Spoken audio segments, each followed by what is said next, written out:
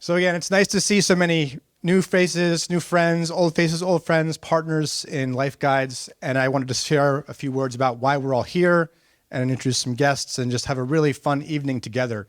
So again, I'm Derek Lundsten. I'm CEO of LifeGuides. We're a public benefit corporation. And this dinner is hosted on behalf of Rebels with a Heart, which is our community initiative that we do in different cities and around the world and on the virtual platform to build the values-driven culture that we're bringing to the world in our enterprise. And the different people around the room here, I'm going to share a little bit about that story. But to share a bit about Rebels, the first thing I want to share is the origin story from 2 years ago. We launched this platform, this community, this idea, which was to bring in executives, CEOs, and people leaders from all different organizations who were exemplars and leaders and beacons of what values and action can do in the workplace and how we can use business as a platform for good, for change, and for influence, as we are a trusted entity in the world right now. And there's a unique moment for us to do some great things with that momentum. And it just so happened that platform, that virtual podcast, launched the same week as this once-in-a-lifetime pandemic. And I think it's serendipity because it forced not just the exemplars of leaders to talk about what they were doing, but it challenged every single person in business to apply their values and their genius and their talents and their gifts and their resources and their humanity in a whole new different way. And that has continued to grow and is now at a point where we have the chance to sustain and prioritize that as we exit and re-enter the next generation of business and of life and how that blends so well. And so over the last couple of years, we've had hundreds of talented leaders, CEOs, investors, CHROs, and partners who have talked about what they're doing in this space. We've expanded that into a podcast where we do one-on-one profiles, as well as live events, which we've done in different cities and we will continue to be doing. And that's why you're here. It is an opportunity to celebrate our humanity. It's an opportunity to celebrate our friendships. It's an opportunity to spread more joy and generosity in what we're doing in business and to do it with purpose. And you are invited here as friends of this business and of this mission, which LifeGuides' mission is to reduce unnecessary suffering for 1 billion people, to increase the threshold of joy and humanity. And the people who are around this room, and I'll share some stories in a moment, are all committing themselves, their purpose, their whole being into that mission to create a healthier, happier world and to influence the powers and the entities and the organizations that can make that change. And that's why we're here. And the way that we do that is by bringing our humanity to work, bringing our whole selves to the workplace, bringing the recognition that families of our companies, our organizations, of the competitors of those companies, of all of them are under our charge. All the children of the world are here to create a future where people have the opportunity to be seen, to be heard, to be understood, and to make a difference. And that's what LifeGuides is doing. And that's what Rebels is doing in highlighting those leaders. And so I have the privilege to be here with so many amazing business partners. You've met a number of Marks in the room tonight. I'm going to say Mark Donahue, the founder of LifeGuides, one of my partners to this whole process. Mark McDonough, one of our partners to this entire process. Mark Christensen, who's been key in putting this initiative together in the community for Rebels with a Heart. Amy Klevick, who you've met, has put on this event this evening in producing it, as well as Carolyn Gunderson, our EVP of Sales, and so many friends and partners around the room, including Dan Klein, who leads our Guides community with a number of other key leaders in the room, and our strategic advisors, who I'm going to invite up in just a moment, John Staines and Louis Gallardo, who co-chair SAB. And again, Judd Ireland, one of our early strategic advisors as well, and investors. And there are many, many key partners and contributors. All of you, just by being here, are contributing in some way to this purpose. And this is about transcending the polarization that we see. It's about recognizing what brings us together, the oneness, the purpose, the opportunity, and how we can use our talents, our resources, our means, our capital, and people to do good in the world and to be recognized as a force for good and as a business environment. So with that, I want to thank you again. Welcome. I look forward to creating and building with you in the decades to come as we make a difference helping 1 billion people's lives around the world. So with that, John, Louis, please join me.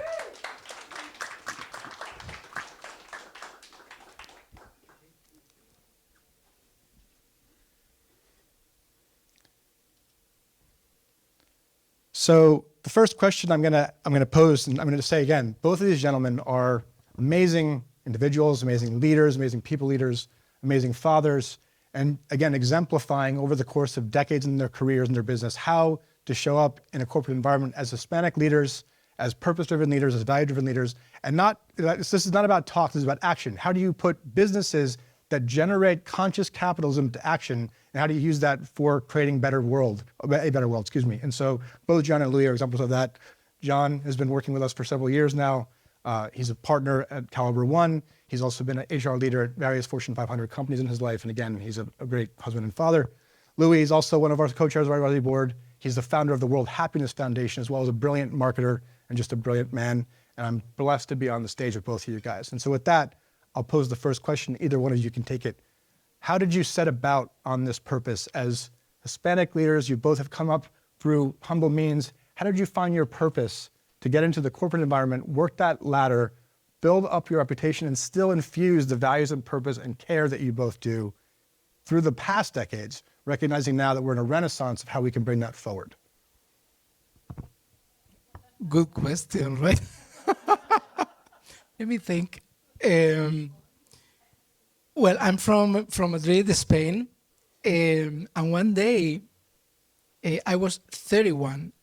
You remember Arthur Andersen collapsed after Enron, WorldCom, this whole bubble of basically misusing information and so on happened. So I was the chief marketing officer and communications officer of Deloitte in Spain. And suddenly I got this call from the CEO of Spain and say, Luis, I need you because Arthur Andersen is collapsing and we are gonna get the business. And actually he did it. So I was the communications guy with him. And you know, in Spain, there are 24 big companies and they have operations in Latin America, Repsol, Telefonica, many others. And they follow the collapse of Spain into Latin America. So in less than 1 month, basically 26 countries acquired all the business from Arthur Andersen. I was the one who was sitting on the tables with many of these leaders. And at some point, the global CEO and the global chairman came from the US and the UK, and we started building a strong relationship. Suddenly, the whole collapse happened in Europe, in Asia, in the United States. And 6 months later, I don't know what I did. The global CEO called my CEO in Spain and say, let's bring Luis as the worldwide leader for communication and marketing. And I was 31. So I was moving from Spain to New York, Manhattan, and that was my opportunity. So I don't know what I did and what foundation I took, but I had so much fun. So, and that's what I learned, that actually you have to be fearless in many ways, and you have to be unique, whatever you are. And something that I was able was to bring my long lunches, that you have 2 hours lunch with my team in New York, and then I travel the world. But I mentioned that because imagine the opportunity that I was given, regardless of being Hispanic, was amazing. And it was an English guy, a US guy, amazing people, and they say, well, the only thing we expect from you is to change your passport 3 times.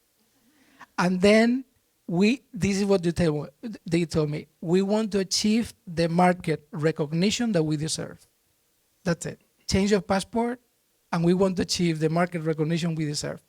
They didn't talk about culture, nationality. They didn't talk about anything.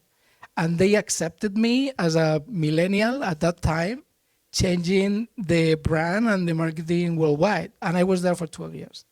So in this case, what I learned from that story is that, well, you have to be yourself, but sometimes you are lucky and you do things, and sometimes you are not, and you get fired, and you find another job, and you do something else. But I think that my key learning is that vulnerability in that case for me was very important. Being super humble and basically listening was the key for me and for the success of being there for 12 years. And actually the CEO changed 3 times when I was there. So that's I mean, as an example, of maybe somebody from a Hispanic background can become worldwide leader of something and stay for a long time. And I come in back to that just a moment. John, I want to give the mic to you to share your story. So John Staines, I was born in Lima, Peru, English father, Peruvian mother. My father was CFO of Caterpillar, And for those of you that know anything about the history of Peru, in the late 70s, the guerrilla warfare started with the Shining Path, and my father being blonde, blue-eyed, and CFO of Caterpillar, and by the way, being a Brit, he was the only one that declared taxes, so he was in the top 20 taxpayers in the country, was a target for kidnapping. You know, there were lots of kidnappings of families, et cetera, et cetera. So Caterpillar moved him to Indonesia.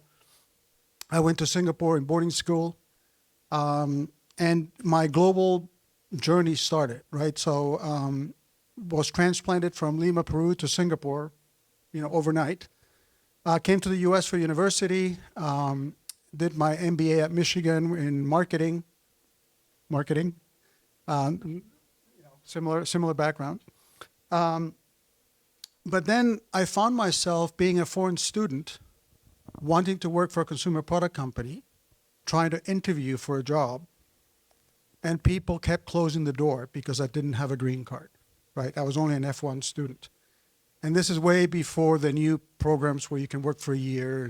This was, you either did or you didn't, right? And I didn't have a green card. So, and, Peru wasn't much better in the 80s. It was still a disaster, and I didn't want to go back. The UK was going through a terrible depression.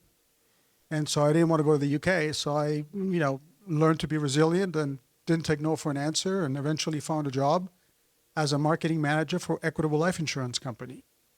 And they sponsored me for the green card, and the rest is history. But what I found was that they hired me as a marketing manager.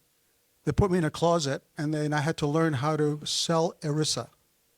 ERISA, 1984, right? ERISA is a tax law that allows companies to provide benefits that are tax deferred, right? And so I had to learn ERISA, and then I had to teach the sales force how to sell plans within flexible benefit plans, 401ks, blah, blah, blah.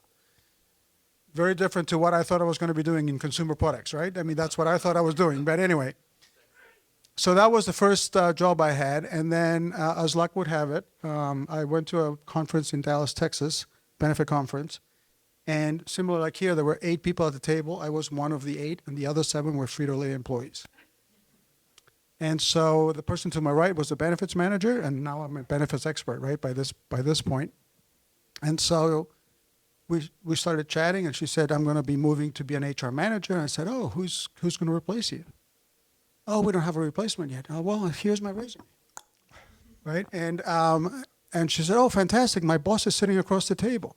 So I missed the benefits conference, and I spent 3 hours with the gentleman. And then I joined PepsiCo. And that started an 11-year career at PepsiCo. That took me to Singapore, spent second time. So I was in boarding school in Singapore, and then I went back as an expat. That's when I met my beautiful wife. And, after 11 years at PepsiCo, I came back, senior HR roles at Mattel, The Gap, so a lot of consumer products. So I actually lived what I wanted to do, not in the marketing team, but more on the HR team. And anyway, long story short, 35 years in, I decided enough of HR. 35 years is a long time, right? So, but I wasn't ready to give it up. So I thought, I'm going to change careers. I'm going to start working in an executive search firm, consulting firm. So I do HR consulting. I do executive search now. But the 2 words that come to mind for my, I guess, the history, authenticity and resilience. Because if I had $1 for every time I got a no, I wouldn't be sitting here today, right? And quite frankly, being a child of an expat, and we moved around the world quite a bit, it's not easy. You got to be resilient. You have to, you can't take no for an answer. You got to, believe in yourself, believe in who you are.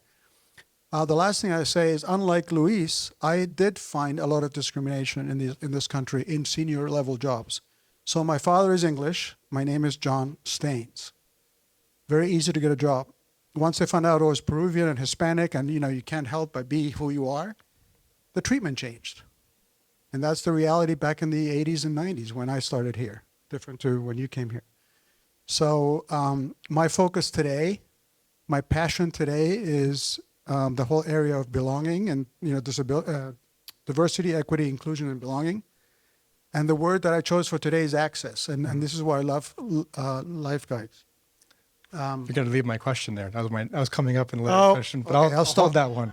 But speaking of the topic of resilience and people, what has been that big lesson as you translate into why you joined LifeGuides as an advisor and why you see the purpose here? What is it about our mission that draws you to it, and sharing a bit more about the day-to-day around resilience, around purpose, around joy, which I know are key concepts that are relevant to you. So I'll start and I'll pass it on. Sure. So for me, for years and years as a CHRO, I have fought to provide people access to products and services that typically they wouldn't have.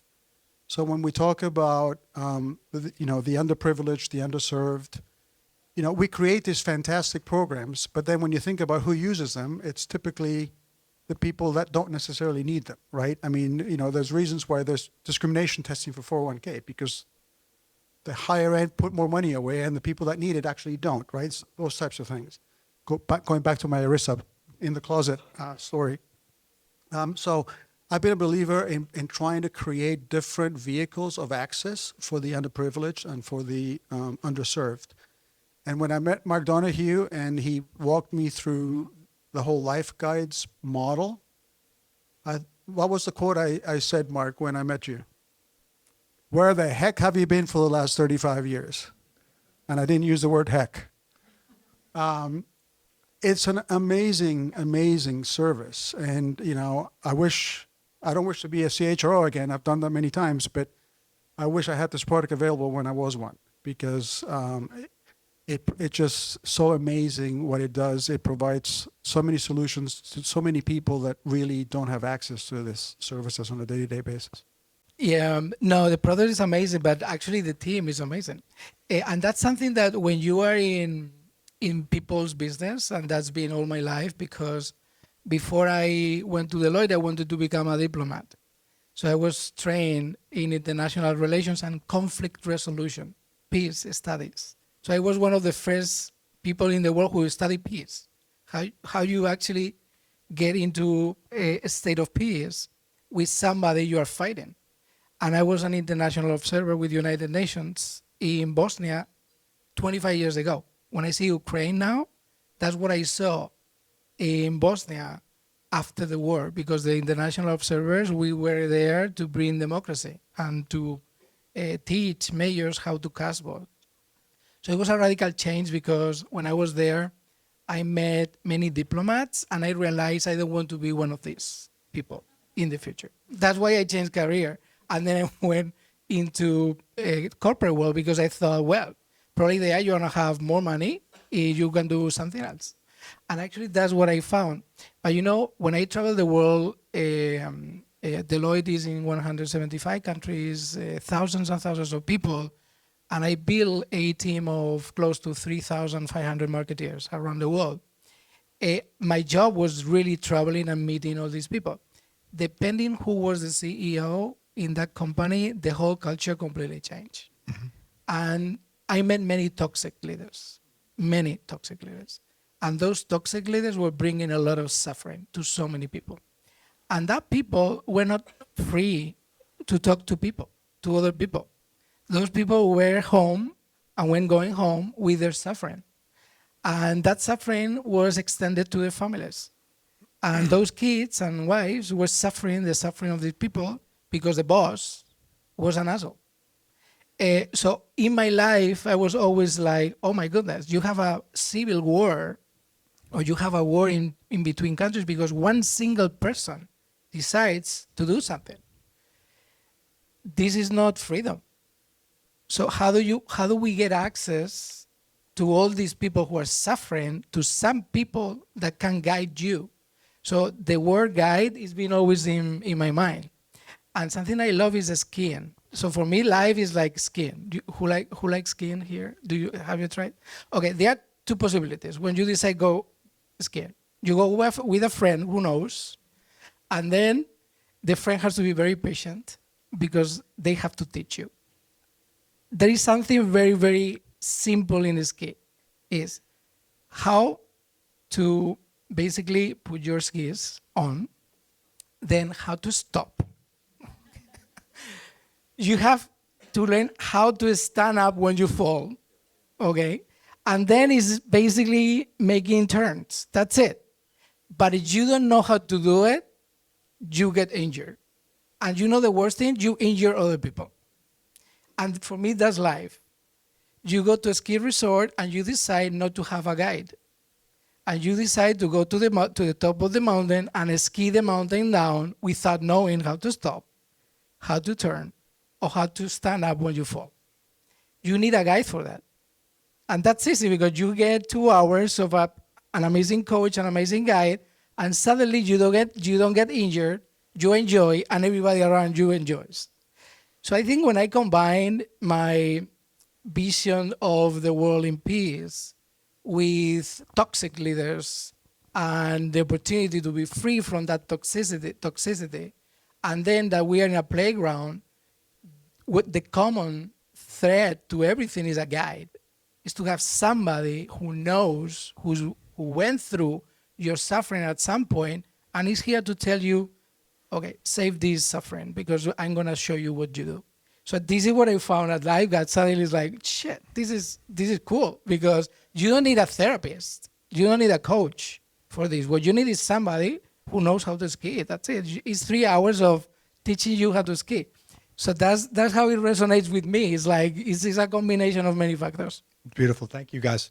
And you both are working now as well with many leaders out in the world, conscious leaders, CEOs. You've seen the toxic side, and we've seen over the last couple of years this shift. Even there was some research from Gallup recently that talked about the CEO seeing the need for personal transformation was about 25% before the pandemic and is now recognized as about 75%. So to your point, CEOs of companies recognize that they personally need to go through their own journey of growth, development, of recognition of those areas for identifying and doing that audit, if you will, so they can show up as be better leaders. What are you seeing now as you're out in the world and traveling again and being with these leaders that's really shifted from pre-pandemic to now in terms of the action, besides just offering life guides, obviously? What are you seeing that's changing culturally in the world of business right now?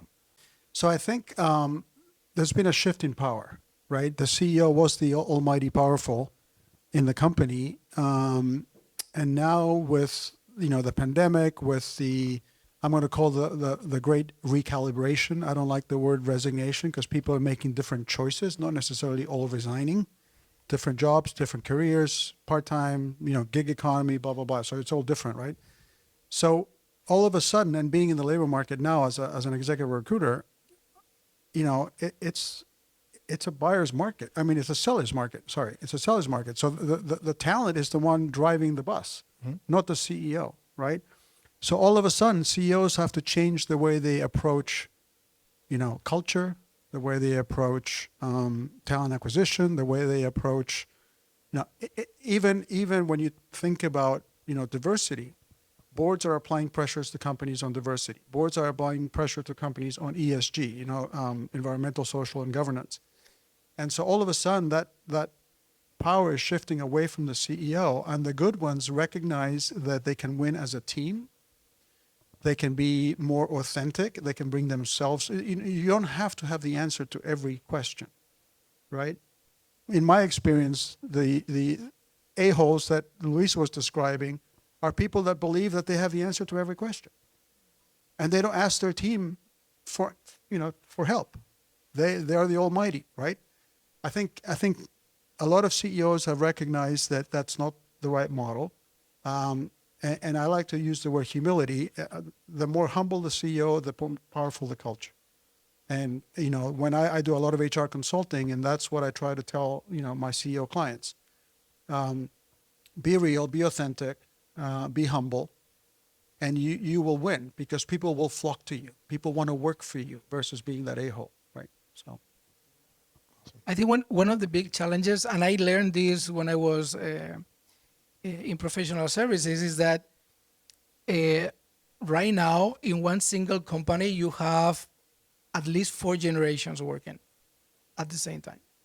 And I realized that because normally in professional service, you see the partner, and the partner is senior. But the average in that company of people working is 23 years old. That's the average, 23.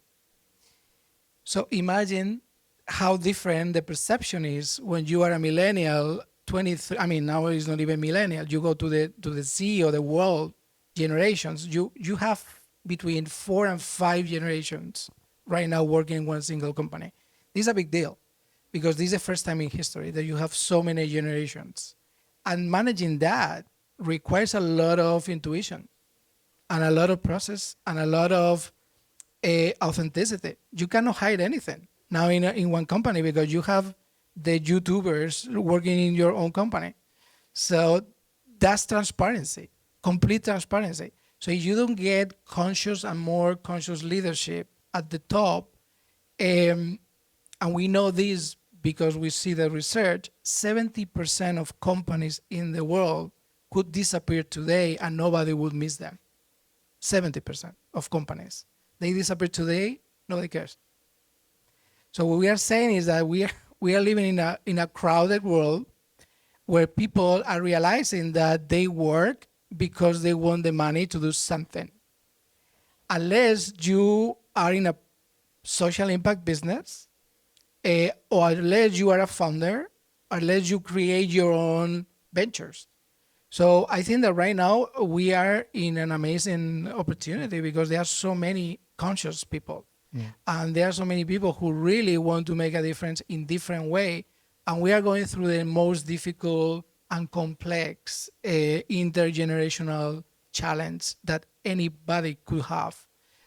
So I think that what I'm seeing is more conscious people and more people who basically get attached to power and they use the old model of power, hierarchy, control, I don't share information. I mean, that's the old model. The new paradigm is all about networks. It's all about democratization. If we look at singularities for this, if we look at the reality of what's going on, we're in a fluid world. We are moving from solid to a material to fluid. So right now, whomever is not a leader that is in a fluid state of consciousness, I think that is not going to be for too long in that position. Thank you, Lee. So I just want to say that around this room, the people that are in this room, you are all guides. Some of you are guides literally as part of organizations. So I want to thank you as well. A number of you other ones are here as well in our room. Jenna and Olga and others that are here that are putting your energy and your time and your purpose into being of service to other people. But all of you here can be guides because you all have lived experiences, have had challenges, have had purpose in your life that you can quote unquote pay it forward and be of service to help someone else on their way so that they're not suffering. And ultimately that's an invitation to the people around this room, both in partnership with LifeGuides, but also just in your day-to-day world and in your life of how you mentor and support other people and what they're going through. And so with that, I want to open up the room for any questions or comments that the audience has because there are so many talented people and respected people in the room. And these gentlemen are here at your disposal. And then we'll just open it up for, I said, a conversation. Feel free to move around. Feel free to hang out. Questions and comments. So with clearly all of us here in this room having that same purpose and mission in different aspects of our lives, former CHRO, trying to go out and coaching people and helping people how to not stay in those environments with those toxic leaders. What are your thoughts and what conversations are we having with those CEOs or those toxic leaders out there to say, here's the deal, dude or lady, this is not going to work anymore. And how do we keep people safe from feeling that way? I mean, personal experiences and experiences through other people that have lived in this toxic environment for a long time because they fear that departure or they fear what would happen if they say something. Like, how are we going out about not only coaching the people to get out of that toxic environment, but coaching those individuals who are creating that environment to say, the change is here and is now, and you're no longer going to be that person, to your point earlier, who's going to stay in power for much longer if there isn't change coming? That's a very complex question, right? And so I'll try to peel the onion as far as I can go. If you start at the outer edge, right, that leader, that toxic leader will either want to make a change or will not. Those that do, we can help. Those that don't, walk away. Because there's not much you can do. And trust me, my wife knows, I've worked for quite a few of those that don't, right? And then you have a choice. You can either stay or you can leave. And I chose to leave, right? I mean, life's too short, right? I think the pandemic, the silver lining with the pandemic is that people now have a choice to work from home that they didn't have 2 years ago, right? I work for a really progressive company, even though it's an insurance company and it doesn't sound progressive. I worked for Cigna for 7 years. Cigna, before the pandemic, had a 30% work-at-home workforce out of 100,000 employees. This is pre-pandemic, right? That's pretty cutting edge for most companies. I did work for a CEO after Cigna that in the middle of COVID wanted everybody in the office and didn't give a crap. He says, if I'm 65 years old and I'm coming in the office, so is every other employee. Guess what our turnover was that year? Over 50%, right? And then he looks at HR and says, HR, you're not doing enough. What? So I think you got to pick your battles, right? And employees will walk with their feet at the end of the day. And so now, Enrique and I were talking earlier about the employee value proposition, and that's work that we've been doing in HR for the last few years. It's real now. Before it was esoteric, right? It was something that people were dreaming about, but now if you don't do it, you don't get talent. It's very simple, right? 10 years ago, everybody talked about employer of choice. Well, by definition, not everybody can be the employer of choice, right? That's not possible. But everybody claimed to be and wanted to be, right? Now the equation has flipped. So the employee has the choice to join you or not. And trust me, being in the talent acquisition field, there are certain companies I walk away from because I don't want to represent them. They are simply not the type of company that you want to work for. And I know that employees are not going to want to work for them. So guess what? I'm not dumb. I don't want to get into a search that nobody wants to go work in that company, right? So I think it's been a significant shift. The power has shifted to the employee. And I think that the leaders that recognize that, back to the comment I made earlier, that if they can be more authentic and more vulnerable and more, transparent, that's what wins. And if you choose to be that a-hole, that's going to lose. I mean, it's as simple as that. Just building on the employee value proposition, I am the marketing guy, but my 70% of budget, client budget, I mean the money that normally companies are spending to attracting clients systematically goes to employee branding. So my big ally in every single company is being the CHRO. And that's systematic. It's like, who is the head of HR? Let's work together. Because we want to build a brand from the inside out. And something, you make the change from products to relationships. And then when you go deeper into the research of happiness, you realize that actually the first driver for happiness is meaningful relationships. So when you know that, then your marketing has to be around meaningful relationships. But you have to start from the inside. In order to create meaningful relationships, you have to create trust. You have to create a secure base. You have to create psychological safety. And if you convince the CEO that those are the rules of the game, then the toxic people leave. Because now the new system is psychological safety. And in psychological safety, you cannot have toxic people. So this is another approach. It's like, let's make happiness, well-being, belonging key strategic elements of the overall business strategy. And when you do that, then you start aligning everybody. And then suddenly you realize that normally the difficult people to leave, who are the toxic ones, they leave. So that's another approach as well to get rid of toxic people. I'm Martha Chaffetz, former CHRO. Currently, I'm an executive coach, and I do HR strategy and talent strategy as well. And Luis, you were talking about different generations in the organization. And I'm curious about how are the organization of the cultures in the organization shifting, as in the past, you would always learn from the senior people. And now we have different generations. So how is the learning shifting, and how is the culture shifting with that learning? Yeah, this is a great question, and it's interesting. I mean, one experiment we did was to create a shadow board. So we had the board, and it was very senior, and then there was a shadow board with all millennials, and they were coming and they were sitting.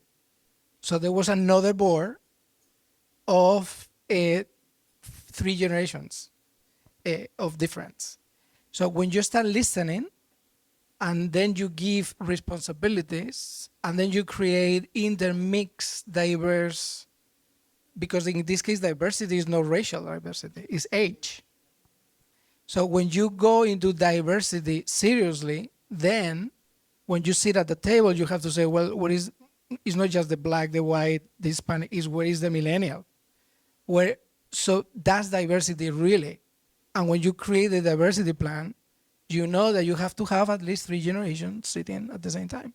And if everybody is senior, then you are not diverse. So this is not easy, because you don't realize until you actually are the head of that department, where you have the intern, you have the senior, you have the director, you have the VP, and you see all those difference of ages.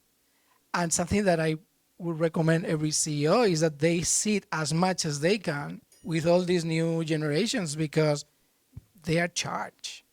They know already all the stuff, and they don't accept bullshit. And so it's like, give me the stuff, and I do it. That's a marketing term. Exactly. So yeah, I think that taking diversity seriously is probably one of the key drivers to make sense of it. So Martha, I'll give you a different answer. So I spoke highly of Cigna before, but now I'm going to say something slightly different. It was very conservative, right? And it being an insurance company, it was very, very conservative, and that got in the way of progress sometimes, right? So we had the same issues you're describing. And so one of the things I put in place was reverse mentorship. So everybody has mentorship programs, right?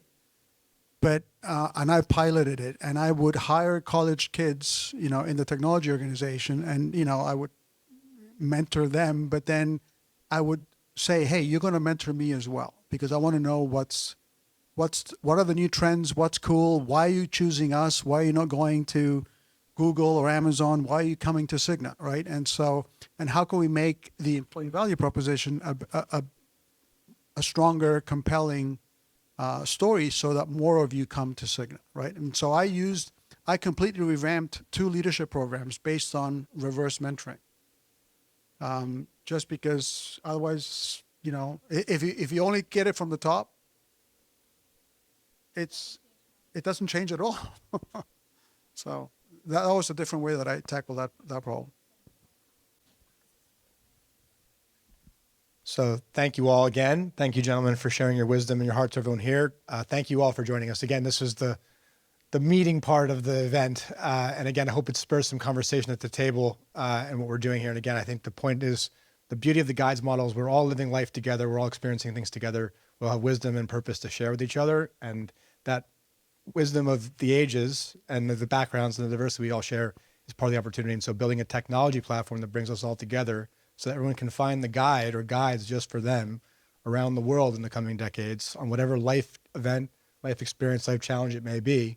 That's part of it. And more importantly, it's building the community of the leaders, of the practitioners, of the people who put this into action, who are helping us to transform what's possible in human consciousness and purpose and potential. So with that, enjoy the celebration. Thanks for being here. Thank you.